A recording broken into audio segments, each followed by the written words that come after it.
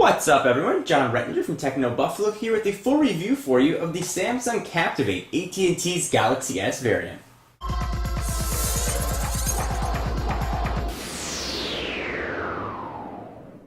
So before we start talking about all the features and the specs and how the whole package of the phone comes together, let's talk about call quality. No matter how good a phone is, if the call quality stinks, it's not going to be useful. So I'm happy to report that much like most phones I've tested recently, call quality on the Captivate has been very good. I had no popping, no white noise on my end. When I was on the caller's other end, I had no white noise or popping there either. Very minimal dropped calls. I use this as my daily driver for almost 2 weeks, and on a 2-week total had only 2 dropped calls. So the thing has been very solid, and call quality has been great. Speaker volume is very loud. So if you need to use this as a phone, and phone quality is your top concern, no need to worry, the Captivate is going to serve you very well. So let's go ahead and talk about sort of how all the features come together and sort of a quick refresh. The Captivate is using something called a Super AMOLED screen. Sort of the short definition of what that means is on traditional capacitor touchscreens, the touch layer of glass is actually right on top of the glass. On a Super AMOLED device, the touch-sensitive mechanism is actually built into the glass, which is going to mean that you're going to get brighter colors, you're going to get better visibility in sunlight, and you're going to get what's most considered to be a more vibrant display. And that is quite true here with the Captivate. It's got a resolution of 480 by 800. It's not a killer resolution, but on the screen that resolution does look fantastic. I did a comparison with the Super AMOLED versus the iPhone 4's Retina display, and it really came up to a tie, whichever one you're going to prefer. I'll put links to those down below. Something to note, there is a bit of a hue, almost a bluish hue on the screen of the Captivate, and that's going to give you a bit more visibility in direct sunlight, but it's something to keep in mind. The screen doesn't look crystal clear, and the whites don't necessarily look white, they look a little bit more gray. However, if you can deal with that, you'll be able to use your phone again in direct sunlight and have a very beautiful, vibrant display. Pictures look gorgeous, and video indeed looks gorgeous as well. So I'll go ahead and jump back here. Generally, I've not been the biggest fan of capacitive buttons, and the Captivate does feature 4 capacitive buttons across the bottom, although Samsung has done a very good job of making them work. On devices like the Nexus 1, for example, the capacitive buttons drove me crazy, but here they work quite well, so no need to worry. From a software standpoint, Samsung has skinned Android 2.1 with their new TouchWiz interface, which is much less intrusive than previous TouchWiz interfaces that we've seen.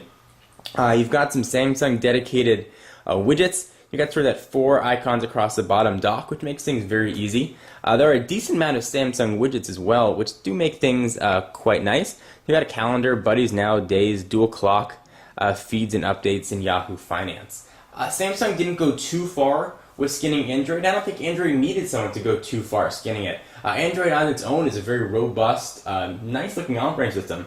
So Samsung just sort of added additional capabilities there. Certainly kudos to them for that. So going back to the screen, it is a 4-inch screen, of course capacitive. Battery life, it's a 1500 milliamp hour battery. This is one section where I wasn't overly thrilled with the Captivate. They advertised talk time of about 5.8 hours of 3G time and 340 hours of standby time. I will tell you that using this as my daily phone, so I don't know, maybe 2 or 3 hours of talk time, heavy internet usage, and sort of constant email checking, the phone was down to almost dead from being turned on at about 7 a.m. It was dead almost around 10. So you are going to have to manage your battery life with a device like the Captivate. From an aesthetic standpoint, I think it looks fantastic.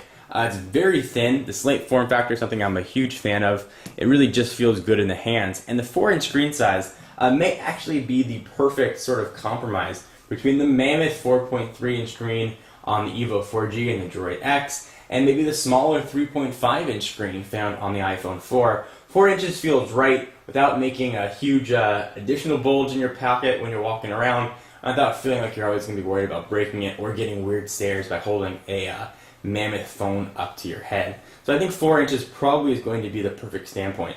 The camera on the back is 5 megapixels, and it does take pretty good pictures. I do wish there was an LED flash. Most phones now have at least one LED flash. Some even have 2.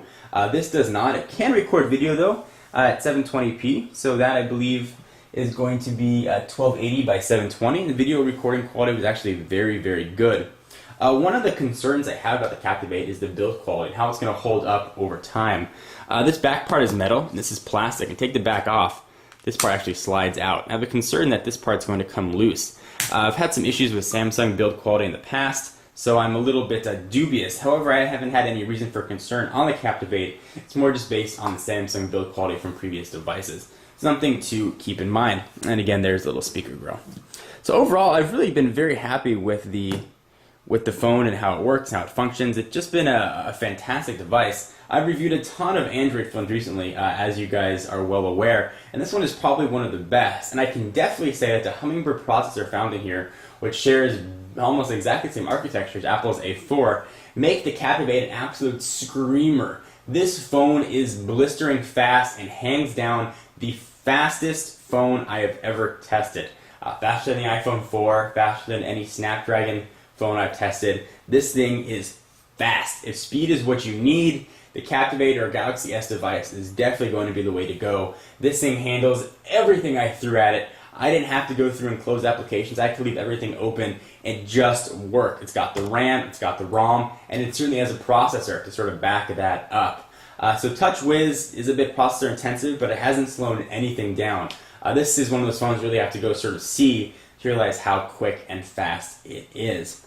So if I have to rank this on a scale from 1 to 5, I give it a very, very, very solid buy ranking and a 4.75 out of 5 stars, only for build quality concerns and the lack of an LED flash, and perhaps a higher megapixel camera would have been nice.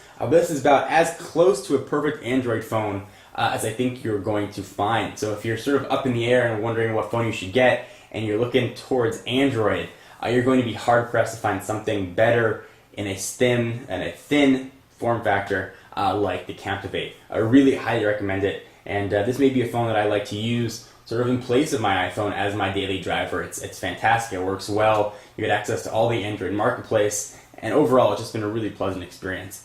So I hope you guys enjoyed this review of the Samsung Captivate. I'll put links down below to my other Captivate videos in case you want some additional coverage and more information. Be sure to subscribe to the channel, John4Lakers, and check out technobuffalo.com for all your tech news. I am John Rettinger, and I will see you in the next video.